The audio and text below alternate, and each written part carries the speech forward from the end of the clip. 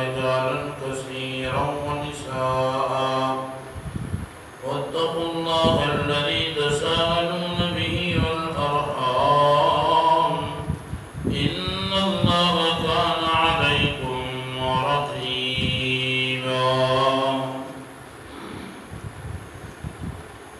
سورۃ النساء شروع ہوئی ہے. اس نساء کے اندر اللہ نے کافی سارے قانونی مسائل بیان فرمائے.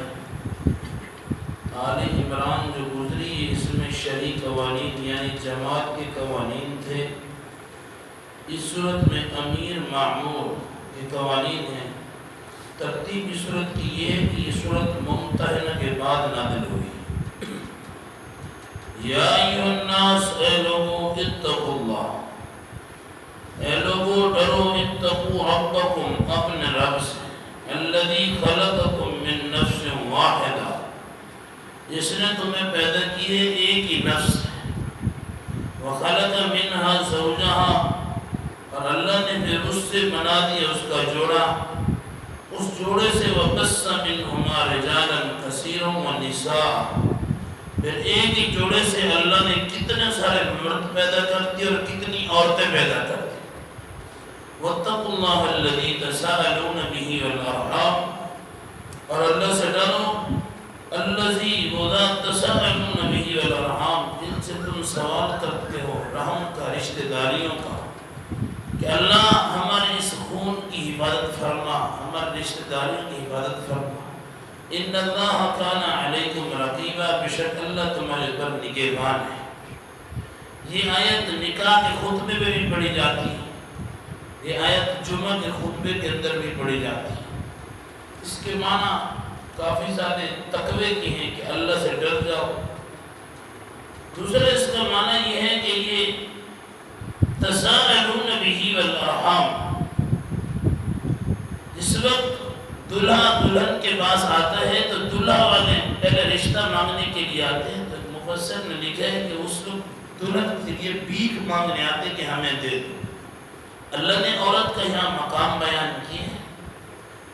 مرد کو عورت کی طرف لایا اللہ کہ اس کو لے جاؤ. یہ ضرور ہے کہ الرجال قوامون علی النساء، کہ مرد ہمیشہ عورتوں کے خامد اپنی بیویوں کے سردار ہوتے ہیں. اللہ نے قرآن میں کہا خامد خود مختار ہے، مرد خود مختار ہے. لیکن یہ نہیں ہے کہ اس عورت کو پھر بھیڑ بکری سمجھا جائے، اس کی کوئی عزت نہیں کی جائے.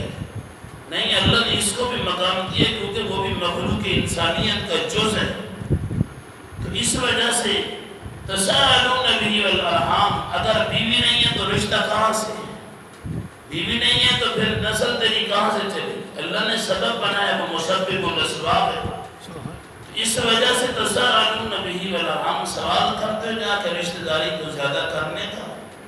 جا کے سوال کرتے ہیں، آتے ہیں سوال کرتے ہیں کہ اپنی بچی دے دو ہمیں، ہمارے بچے کے لیے دے دو. یہ بچے کا ماں باپ آ کے سوال کرتے، بچے کے ورثاء آ کے سوال کرتے. یہ وہی سوال ہے، واتقوا اللہ الذی، ڈر جاؤ اس معاملے کے اندر. لوگوں کی بچیاں لے آتے ہو پھر کھلاڑ بناتے ہو. کسی نے مہینہ رکھی، کسی نے 10 دن رکھی، کسی نے 1 سال رکھی، کسی نے 2 سال، پھر طلاق پہ معاملہ پہنچ گیا. سوچ سمجھ کے یہ معاملہ کرو. واتقوا اللہ، اس معاملے میں بھی اللہ سے ڈرو، اللہ سے ڈرو. اصل میں تقوی کا معنی جو میں نے پہلے بھی سمجھایا وہ یہی ہے. تقوی کا معنی نماز پڑھنا نہیں ہے. تقوی کا معنی روزہ رکھنا، زکوٰۃ دینا، مختلف نیکی کرنا، اسے تقوی نہیں کہا جاتا. تقوی اسے کہا جاتا ہے ہر اس کام کو چھوڑ دینا جسے اللہ اور اس کے رسول نے منع کر دیا. ہر حرام کردہ چیزوں کو چھوڑ دینا. فحاشی، بے حیائی، عریانی، بے ہودگی، اس طرح کے معاملات چھوڑ دینا جو قرآن اور حدیث کے خلاف ہو. اللہ نے حرام کیا اسے ہم حلال کر دیں. نبی علیہ السلام نے ناجائز قرار دیا ہم اسے جائز بنا دیں. انہوں نے ناپاک کیا ہم پاک بنا دیں. نہیں، یہ ہمارے ذہن جو ہیں یہ خراب ہو سکتے، لیکن شریعت محمد رسول اللہ صلی اللہ علیہ وسلم ایک نقطے کے برابر بھی غلط نہیں ہو سکتی. اس وجہ سے تقوی یہی ہے کہ ہر وہ کام جو منکر ہے، ہر وہ کام جو منکر ہے، جو برے کام ہیں، انہیں چھوڑ دو. انسان متقی بن جاتا ہے. جھوٹ نہ بولو، اپنے غلط معاملات جتنے سب کو چھوڑ دو، حلال کی تلاش کرو، حلال کی طرف آ جاؤ، پاک کی تلاش کرو، ناپاک کو چھوڑ دو، جائز کی طرف آ جاؤ، ناجائز کو چھوڑ دو، نیکی کی طرف آ جاؤ، برائی کو چھوڑ دو، تو پھر دیکھ لینا کہ جس میں تقوی آ جائے گا تو اللہ کیا کہتے ہیں ان اللہ کان علیکم رقیبا، بے شک میں تمہارے پر خود ہی نگہبان کھڑا ہوں، میں تمہارا محافظ بن جاؤں گا، تمہاری حفاظت میں خود ہی کروں گا۔ تو اس وجہ سے تقوی اختیار کیجیے، وہ رشتوں کا معاملہ ہو یا ویسی دینی معاملہ ہو یا کوئی دنیاوی معاملہ ہو، اس میں تقوی ہونا چاہیے۔